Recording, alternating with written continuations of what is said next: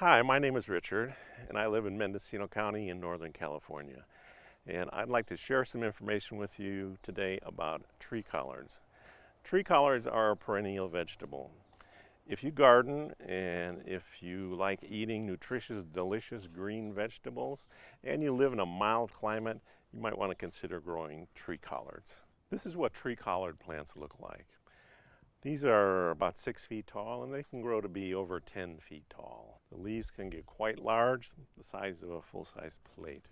In the wintertime, the leaves often turn purple in the cooler weather, and so these plants are sometimes called purple tree collards.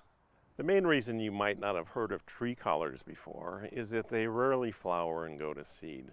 So the only way to have them in your own garden is to purchase plants or cuttings. And there are not many places that provide those. There's a place that I could recommend. It's right here in Willits. It's Bountiful Garden Seed Company. Tree collards are in the brassica family, same as kale, cabbage, broccoli, and you can use the tree collards in a variety of ways. We like to steam them, but you can also put them in stir fries or in soup. You can use the whole thing as a wrap.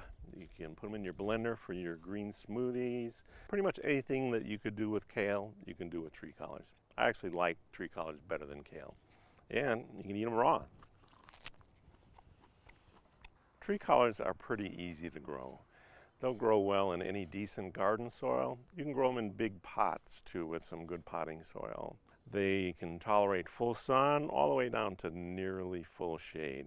If you live in a really hot region, you might want to go with the part shade or use shade cloth. Here where we live, I've grown tree collards for about 30 years, and temperatures can get over 100 degrees, and in the wintertime down in the low 20s overnight, and they do great here. Tree collards don't need a lot of water, and they can grow for several years. These plants here are probably about 3 years old.